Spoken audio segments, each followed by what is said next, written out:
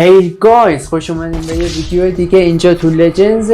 امروز اومدیم با موضوع بررسی عجیبترین پرچم ها و پرچم هایی که تاریخچه‌شون رو ببینین و بفهمین چی به چیه پشمتون میریزه. و اینجا تو لجنز باشه بریم ببینیم.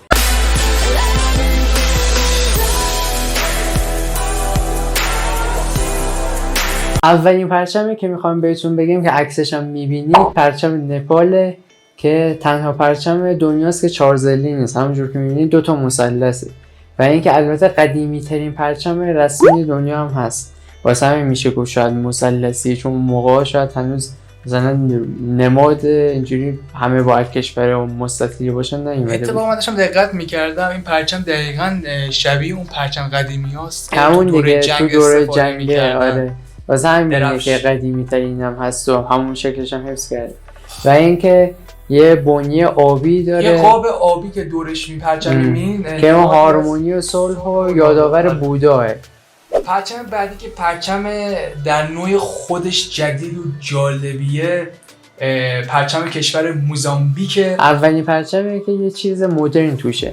اون چیز مدرن همونطور که می‌بینید یه سلاح مدرن، همونطور که میدونی ما سلاح داریم، مثلا پرچم عربستان سعودی یه شمشیر داره که این سلاح سنتی حساب میشه، ولی سلاح مدرن منظورمون سلاح جدید کلاشینکوف و سلاح‌های مثل سلاح‌های مدرن از این قبیله که فقط این کشوره که این نماد رو پرچمشه. اینم در نوع خودش خاص و جالبه که نماد دفاع، آمادگی و جنگندگیشونه. اصلا من موزامبیک نمیشناسم. آره من حالا اون بدبختم واسه باشه پرچم زدن، فقط عقده‌هاشو تو پرچم خالی کردن. چیکار داره خونه برای چند لازم؟ بعد یونیون جک.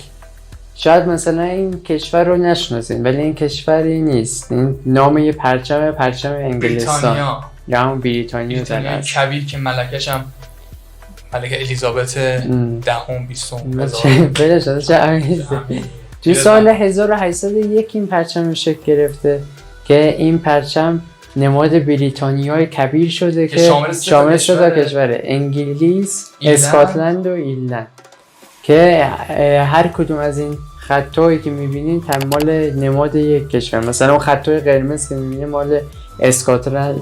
نه اون خطای متقاطع قرمز مال ایرلنده، اون سفیدا برای اسکاتلنده و همینطور که بقیه‌اش هم مال انگلیسه. همینطور که تو یورو هم دیدی اسکاتلند و انگلیس با هم دیگه دشمنی دارن. فرار میکنیم و زنده میمونیم. فرار کنین زنده میمونیم.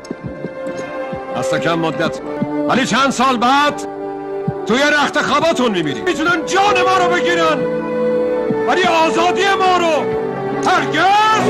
و انگار اسکاتلندی‌ها دوست ندارن که زیر پرچم انگلیس باشن، چون میدونید دیگه سرپرست اینا و سرگروه اصلی اینا انگلیسیه، ملکه الیزابت. کلا میدونیم که بیشتر 1/3 جهان تقریبا مال همین ملکه الیزابت، یعنی تمام کشورها الکی درست مستقلن ولی همش به نام الیزابت. حتی استرالیا هم فکر کنم مستعمره، نه چون که یه نمادی از بریتانیا داره. نه ربطی نداره.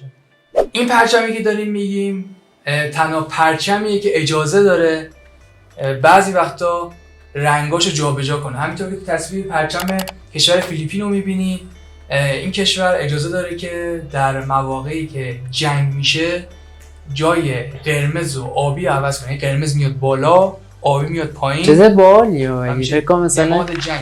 آره یعنی زره اعلام جنگ. در حال جنگ. آره. چیز باحالیه. فکر کنم مثلا وقتی جنگ میشه پرچمش عوض میشه.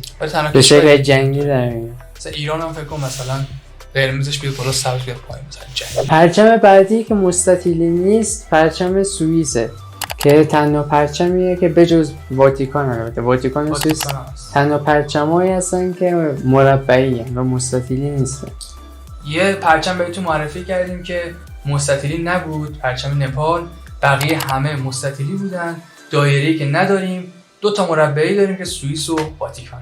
پرچم بعدی که میخوام بهتون بگم پرچم پاراگوئه است که این دروه پرچمش. اینو من تا حالا دقت نکرده بودم. فکر نمی‌کنم هر کسی اینو دقت کرده باشه. ما که ندیم. معلوم نیستن کدوم بگی روی اصلیش کدوم موی، چون رنگو یکیه دیگه به نماد کسی. آره چون هم مثلا تو فوتبال و تو تمام مثلا بزنید سرچ هم کنی همه یه گوشه میاد. این که دروه یعنی چی؟ نه که این ورشم رنگیه میشه اون و طرفی هم پوشیدن لباس نیست.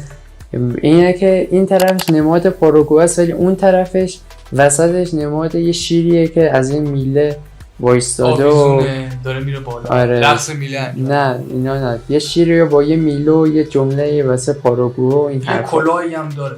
پرچم بعدی که این کشور رو تا حالا نشنیدم کشور دومینیکا. این کشور تنها پرچمیه که رنگ بنفش داره. یه جورایی میشه که به خاطر اینه که پرچمش جدیداً تشکیل شده اینجوری. دقیقاً. به خاطر اینکه پرچم بنفش یه رنگ سلطنتیه، مثلا رنگ سلطنتی همین الیزابت و انگلستان رنگ مورد علاقه و سلطنتی، مثلا میخواد بره توی جشنواره خیلی رسمی بنفش میپوشه چون بنفش رنگ سلطنتی، چون خیلی دیر تونستن بسازن و ساختن بنفش سخت بود قدیما. آره واسه همین جدیدن راحت میشه بنفش و این کشور هم چون جدیدن راحت بنفش توش به کار برد. دقیقاً.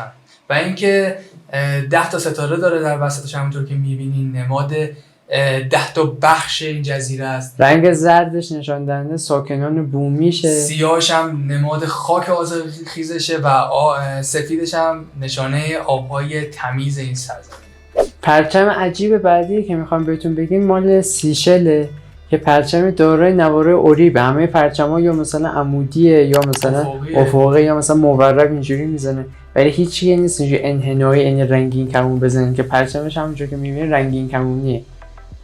و هر رنگی هم برای خودش یه نمادی آره هر کدومش یه معنی و نمادی هر نمادی هم توی دنیا بود استفاده کردیم، 1000 تا رنگ گذاشته واسه رنگین کمون درست کرده. پرچم بعدی که میخوام بهتون معرفی کنم پرچم آمریکا که 13 تا بند سفیدی که میبینی روش هست، به خاطر اینکه 13 تا مستعمره که انگلیس داشته بر علیه همون بریتانیا انقلاب کردن و پیروز شدن و تونست آمریکا رو جدا کنه. و اینکه 50 تا ستاره هم هست اون گوشه همش میبینید و اونم نشان دهنده ایالت‌های آمریکا هم که 50 ایالته. و اینکه جالبیش اینه اگه مثلا بعدها یه ایالت اضافه بشه کم بشه این پرچم آپدیت میشه و اون ستارهش کامل زیاد میشه. کشور آخری که میخوام بهتون معرفی کنیم در نوع خودش اینم جالبه، همونطور که میبینید تو تصویر تنها پرچمیه که نماد انسان رو، یعنی کسایی که سازنده این پرچم و این ملت هستن کل دنیا هستن روی پرچمش استفاده کرده. هیچ پرچم دیگه از همه چی استفاده جز انسان. نه تنها کشوری که از انسان آدم استفاده کرده همین پرچم و این نکته خیلی همه یا شیر گذاشته، پلنگ یا دایناسور یا همه سوسمار، جز انسان که خودش خرگاه همه چی گذاشته انسان نذاشتن. آره عجیبه. این هم در نوع خودش جالبه. سپاس از اینکه ما رو دیدین. اگه از ویدیو خوشتون اومد کانال ما رو سابسکرایب کنین، لایک یادتون نره، کامنت انگلیسی بذارین که حساباتون نپره و اینکه عاشقتونیم، دوستتون داریم. تا ویدیو بعدی بدرود.